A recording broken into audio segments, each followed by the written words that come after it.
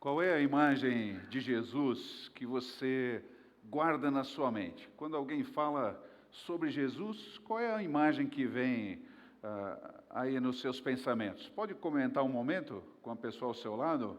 Qual é a imagem que vem?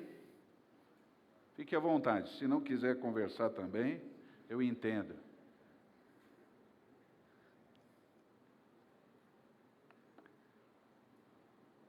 Talvez seja a figura do homem que fazia o bem.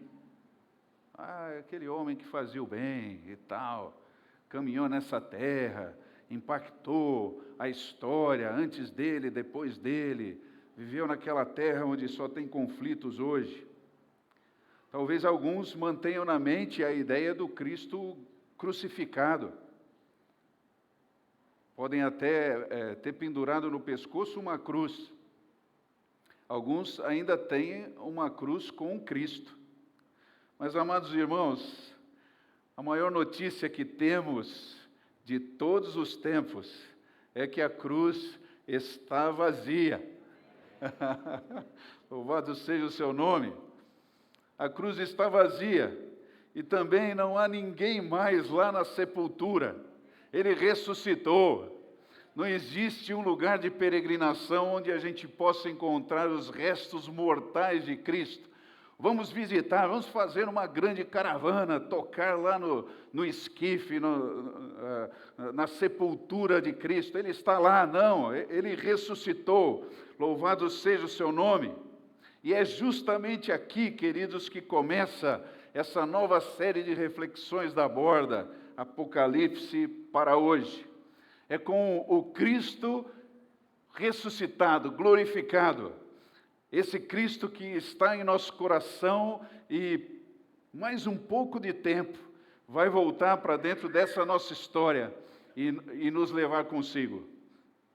O texto-chave dessa nova série está no livro de Apocalipse, em seu capítulo 1 e verso 13, e diz o seguinte: felizes os que leem, ouvem e guardam as palavras da profecia, porque o tempo está próximo.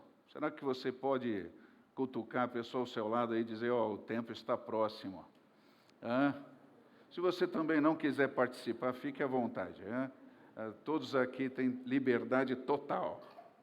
Ainda mais se você brigou com a esposa antes de chegar, com o marido e tal.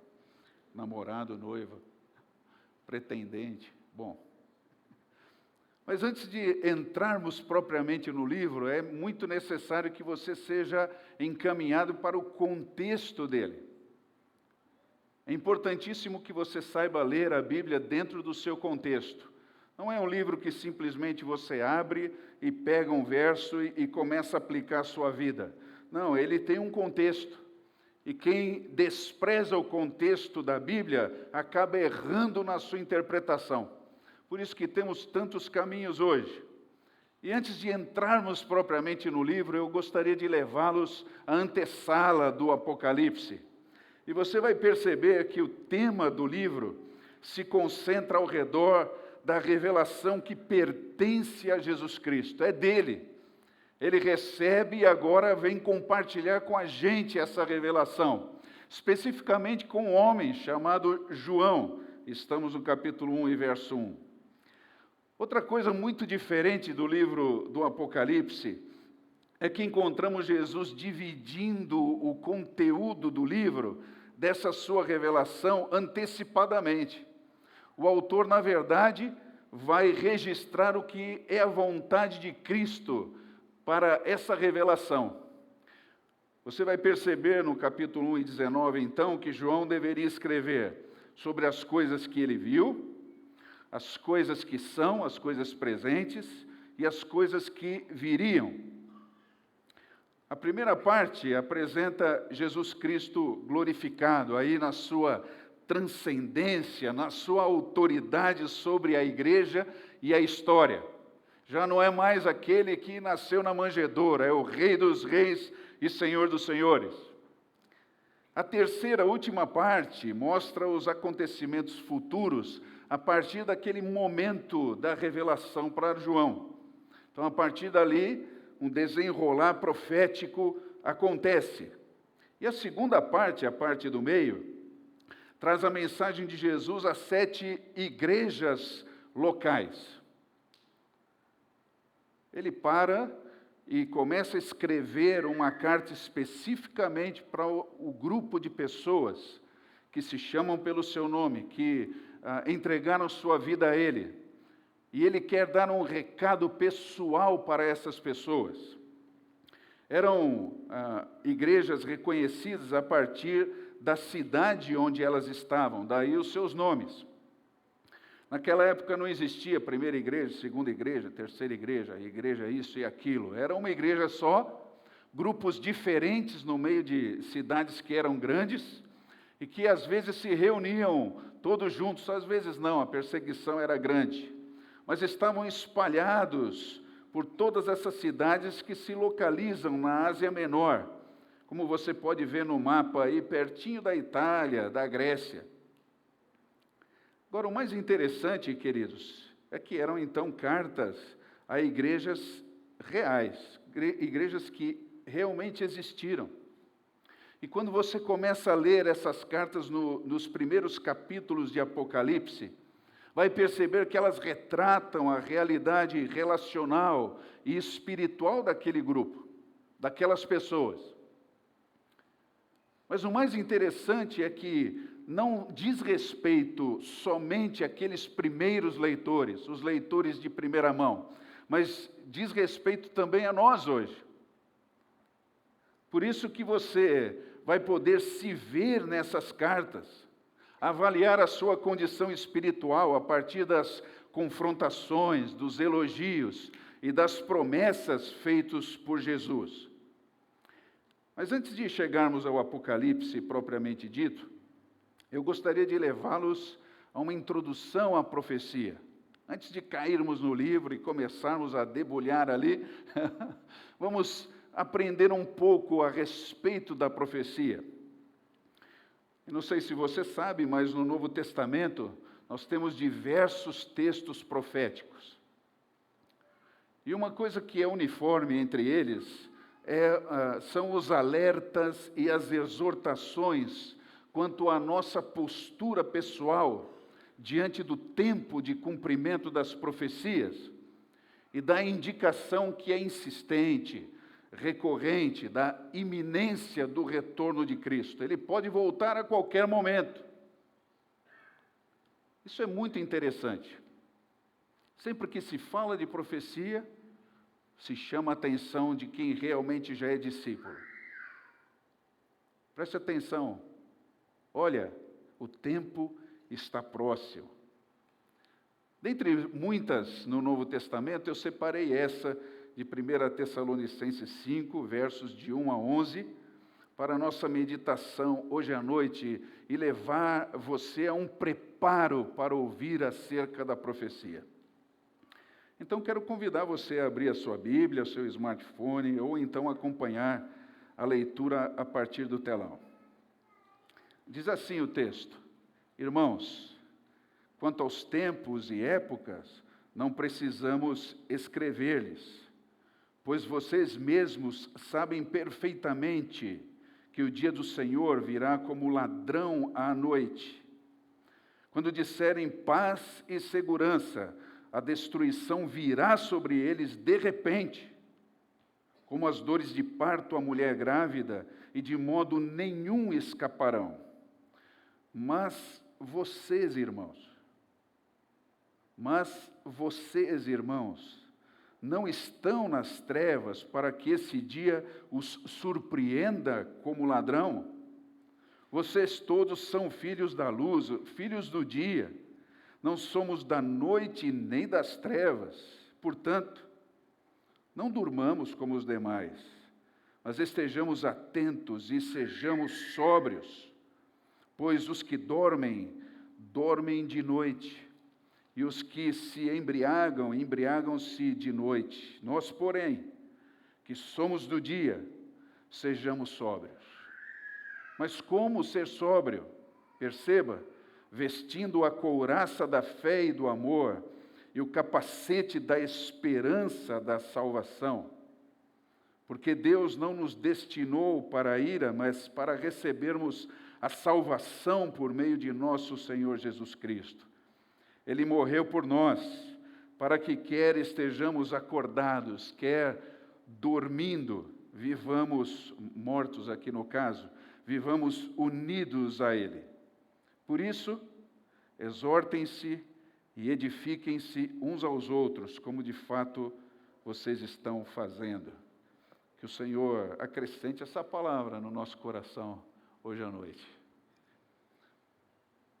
Então, a partir desse texto, queridos, e como foco de orientação para toda a nossa série, eu quero compartilhar essa frase para que você anote aí na sua Bíblia, coloque em alguma nota no seu smartphone, esteja em algum lugar, porque é uma frase que vale como alerta para toda profecia do Novo Testamento. A revelação de Cristo nos chama à consagração total a Ele. A revelação de Cristo nos chama à consagração total a Ele. Será que você consegue ler junto comigo? Vamos lá. A revelação de Cristo nos chama à consagração total a Ele. Obrigada. O texto nos mostra, queridos, duas ações decisivas para a consagração pessoal a Cristo, levando em consideração essa iminência da sua volta. Ele está às portas. Então, o texto vai compartilhar conosco duas ações decisivas para a nossa consagração pessoal a Cristo. Dos versos de 1 a 6, até a primeira parte, estar atento, e depois, 6, a segunda parte, até 11, estar sóbrio. Precisamos estar atentos e estarmos sóbrios. Ações que precisam ser realizadas em conjunto, porque uma depende da outra para ser efetivada. Muito bem. Tessalonicenses, Tessalônica era uma cidade, e a igreja que estava em Tessalônica, por isso Tessalonicenses, se encontrava numa situação muito semelhante à nossa hoje em dia. O tempo estava passando, Jesus não voltava, apesar da sua promessa. Os irmãos estavam vivendo grandes pressões sociais, porque o estilo de vida que eles tinham assumido para si era muito diferente de qualquer outra coisa que estava ao redor. Começavam a sofrer o impacto dessas opções. Também uma perseguição religiosa descarada começou a acontecer. E hoje não é diferente. Alguns irmãos não conseguiam resistir a essa pressão, então começaram a permitir que áreas da vida fossem contaminadas com aquele padrão de vida antigo, o jeito de viver fora da vontade de Deus. E é em meio a essa situação que Paulo apela para que os irmãos mantenham a sua consagração, permanecendo atentos. Perceba os versos de 1 a 3.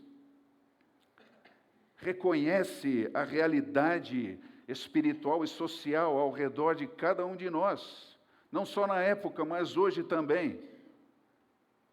As pessoas estão mergulhadas numa indiferença, numa obscuridade mental, quanto à realidade espiritual que está em curso hoje no mundo.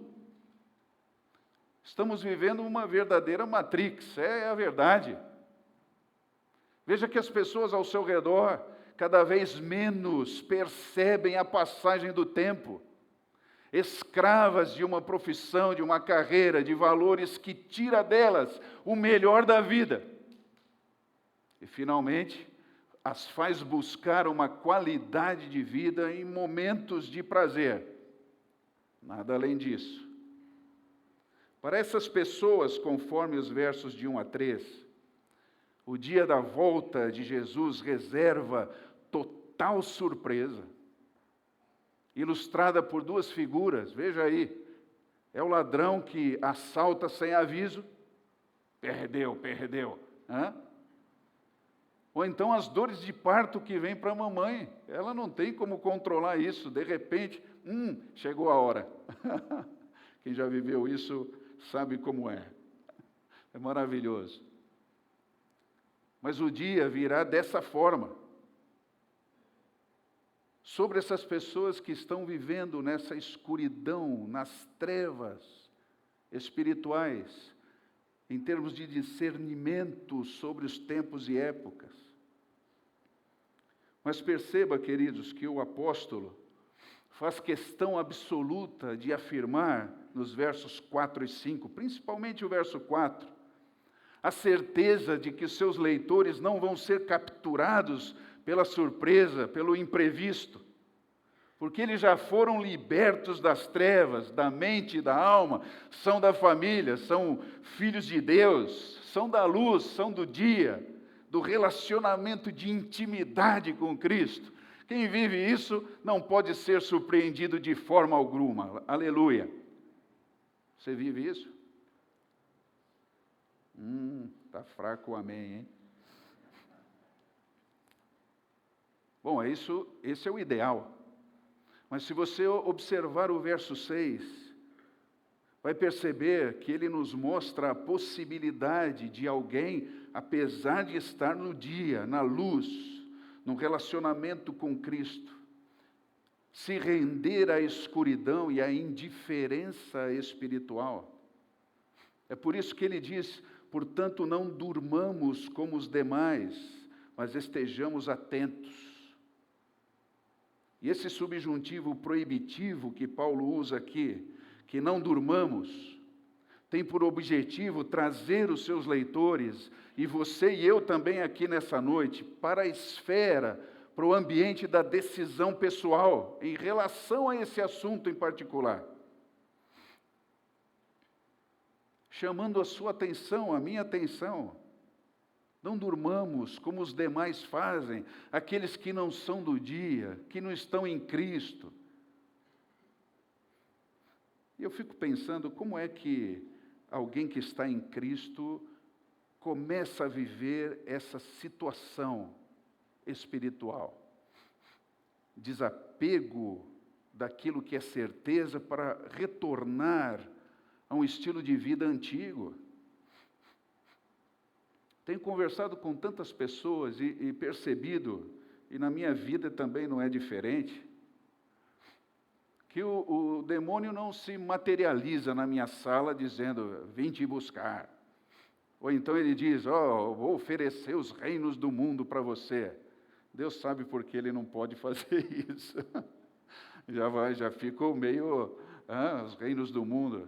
Balançou aí ou não? É só eu que sou o pecador aqui? Mas, na verdade, pequenos cochilos espirituais vão seduzindo essa nossa percepção. Pequenas coisas vão se instalando, vão entrando no coração e lá permanecendo num canto onde a gente não vai muito. Um quartinho da bagunça, lá separado do trânsito normal da vida. Aí a noção do perigo vai deixando espaço para uma certa desenvoltura, uma descontração no trato com as trevas. Percebe a descontração, a normalidade? Não, eu domino isso, eu sei até onde eu posso ir. Fica tranquilo.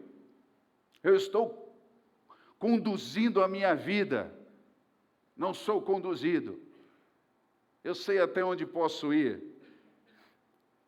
E aí começamos a nos envolver com o mundo e passamos a considerar normal um pouco de escuridão instalada dentro da alma. Deixe-me ilustrar isso. Você antes era realmente senhor do controle da sua televisão, não é? Surgia alguma cena que você sabia que depunha contra a sua integridade espiritual, logo você mudava de canal.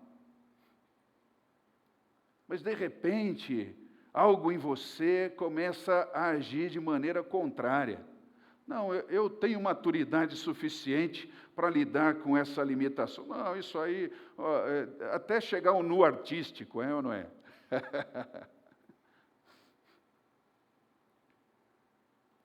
É aquele colega de trabalho que vivia enfiando a faca na empresa com as suas notinhas, prestando contas ao caixa. E você nunca fazia isso, mas de repente, alguma coisa dentro de você começa a dizer, essa empresa rica aqui fica me explorando, também eu tenho que ter algum tipo de vantagem. Me vê uma nota de R$200 aí. Ah, mas você almoçou 30, mas me vê de 200. Pois não. E aquele ambiente do trabalho que você sabia até onde desenvolver um relacionamento pessoal, mas de repente, no momento do café, você antes ficava de pé, agora você está sentado com a pessoa conversando. Começa a olhar para a pessoa de uma maneira diferente. Não mais como um alvo evangelístico, mas como um alvo sexual a ser conquistado. Pequenos cochilos.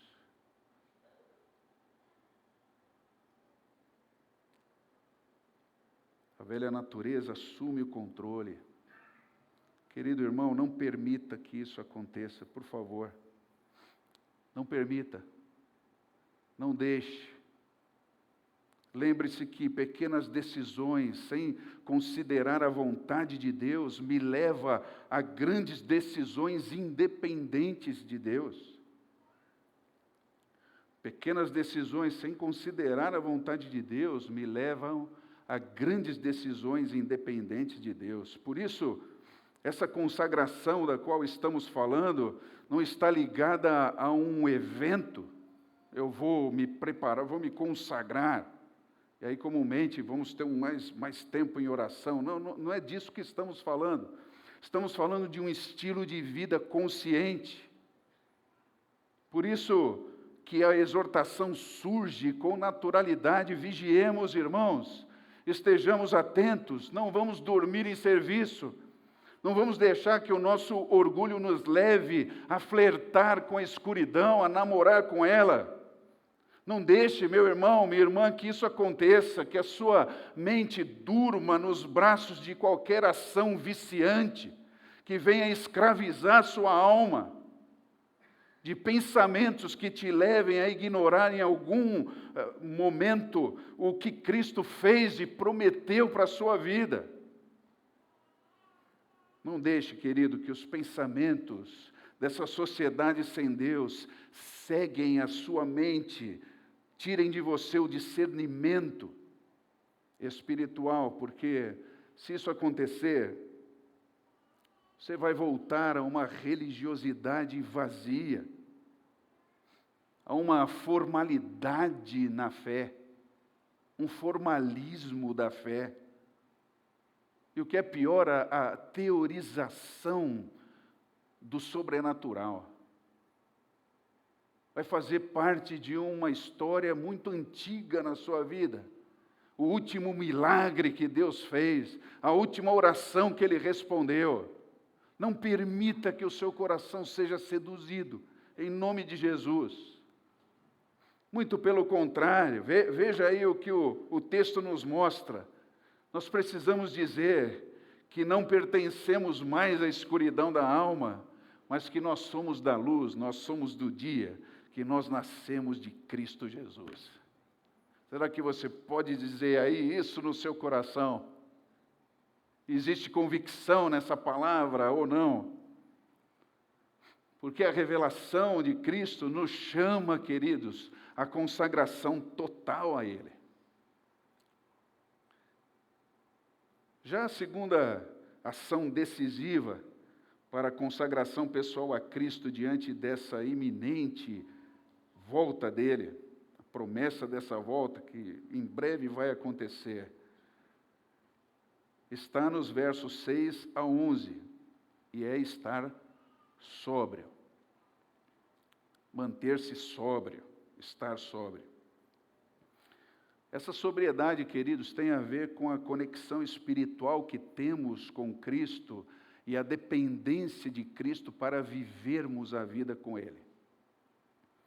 Você vai percebendo a falta de conexão quando você consegue viver tranquilamente, desenvolvendo a vida sem depender visceralmente de Cristo. Agora veja o verso 7, que o contrário de estar sóbrio é estar bêbado, dominado pela bebida. Isso é uma ilustração do que acontece na mente quando você permite que ela se esvá, sem controle. Mas o mais interessante é se você olhar o verso 8 e encontrar lá uma solução divina para sermos sóbrios. Perceba, ele usa a ilustração da vestimenta. Todo mundo se vestiu para vir aqui hoje, escolheu a sua roupa, alguns com mais opções, outras com menos opções, mas escolheram a sua roupa. Vestir-se é a palavra de ordem aqui no verso 8. Vestir-se de dois recursos espirituais que vão manter você sóbrio, atento. Perceba que o primeiro trabalha com a alma e o segundo trabalha com a mente. E o particípio de modo aqui indica o que fazer, como é que você deve vestir a sua alma, quais são os trajes que vestem a alma e a mente. Começa primeiro pela alma, observe aí, a armadura de fé e de amor. E a palavra original aqui para essa armadura é tórax.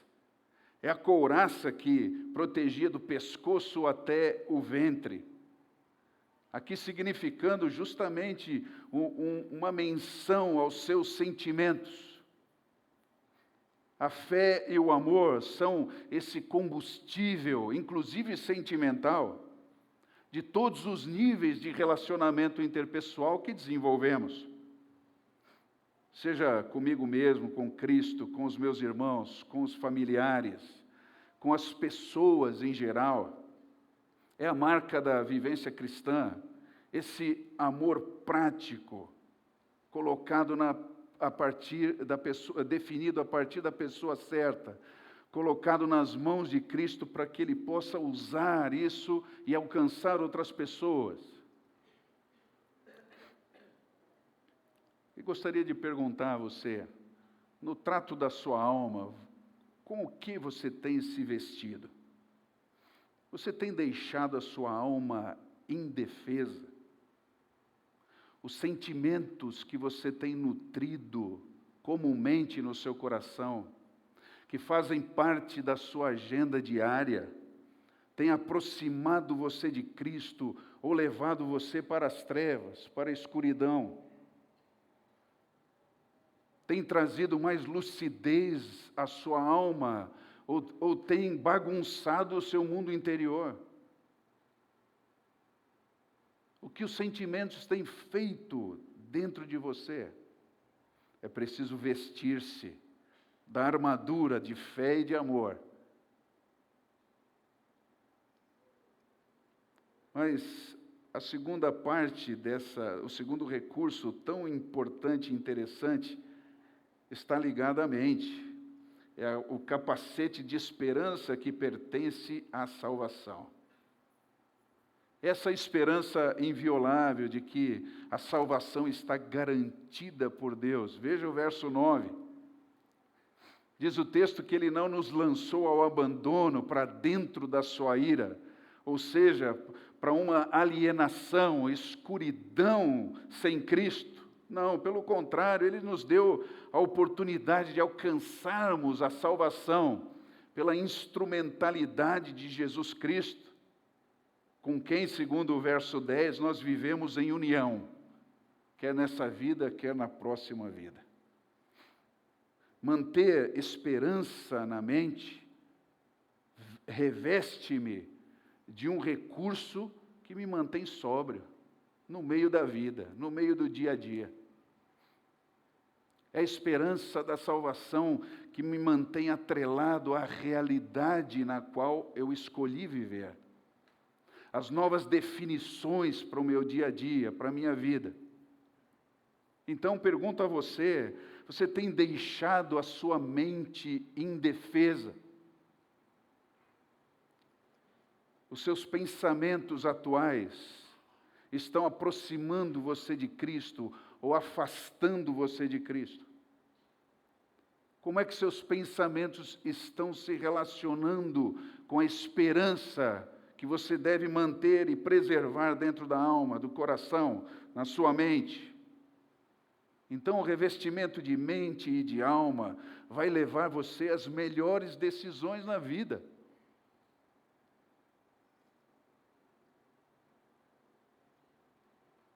Então, se você vai viajar, vá vestido, espiritualmente vestido. Leve as vestes espirituais com você. Você vai para uma reunião, faça isso. Vá revestido. Vá vestido espiritualmente. Preserve a sua alma, a sua mente. Você vai fechar um negócio, leve as vestes espirituais. Você vai encontrar-se com alguém, vai fazer uma visita, dar uma palavra para alguma pessoa, leve as vestes espirituais. Vista-se, revista a sua mente e o seu coração. Não permita que eles consagre a sua vida a Cristo. Isso não depende, querido, de maturidade, mas de decisão, porque a revelação de Cristo nos chama a consagração total a Ele. Bem, espero que você tenha entendido. Essa é uma boa introdução para o que veremos a partir de hoje, dentro de Apocalipse.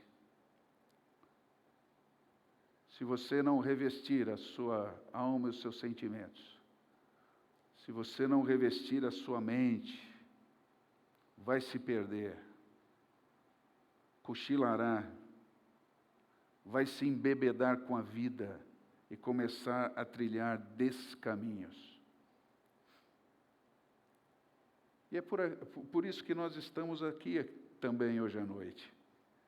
O verso 11 termina com uma convocação comunitária, observe aí. Por isso, irmãos, exortem-se, edifiquem-se uns aos outros. É por isso que podemos estar aqui e perceber na vida do outro a necessidade. Compartilhar, buscar oração. Olha, interceda por mim, eu estou necessitado. Eu estou enfrentando um problema. Eu não estou conseguindo lidar com os sentimentos que estão no meu coração. Os meus pensamentos têm me sugerido coisas horríveis. Eu tenho perdido a visualização de Cristo na minha vida. Eu preciso de oração. Mas precisa também de exortação, de edificação. Por isso eu gostaria de convidar vocês, nesse momento, a realizarmos esse milagre da comunidade de fé. Interceder por alguém. Você pode olhar ao seu redor, pessoas que você conhece ou não conhece, deixar que o Espírito Santo dirija você a interceder por alguém. Veja os rostos aí ao seu redor. Eu vou interceder por aquele rapaz, por aquela moça. E abaixe sua cabeça um instante e interceda, peça.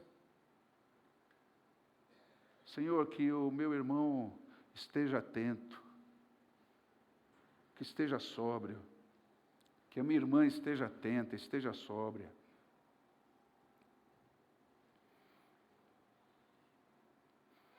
Que nenhum cochilo se instale, que os recursos de Deus façam parte da vida dele, dela. Interceda, ore. Não perca essa oportunidade.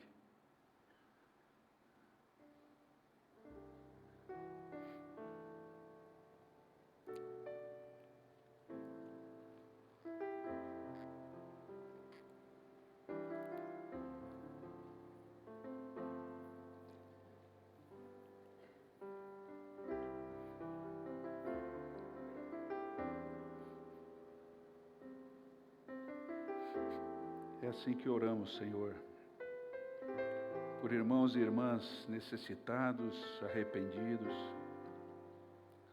gente que hoje à noite acordou para a realidade de que é luz no Senhor. Gente que antes estava levando para o seu relacionamento trevas, desconfiança, traição, sentimentos que não fazem parte de quem conhece Cristo pessoalmente, levando para o seu local de trabalho a desavença, a fofoca, mas principalmente gente sentada no seu lar, olhando para a fé e perdendo os seus referenciais. Clamo pelos meus irmãos e irmãs, que o Senhor venha avivar os corações e as mentes, que haja um processo maravilhoso de consagração no meio da sua igreja, Senhor.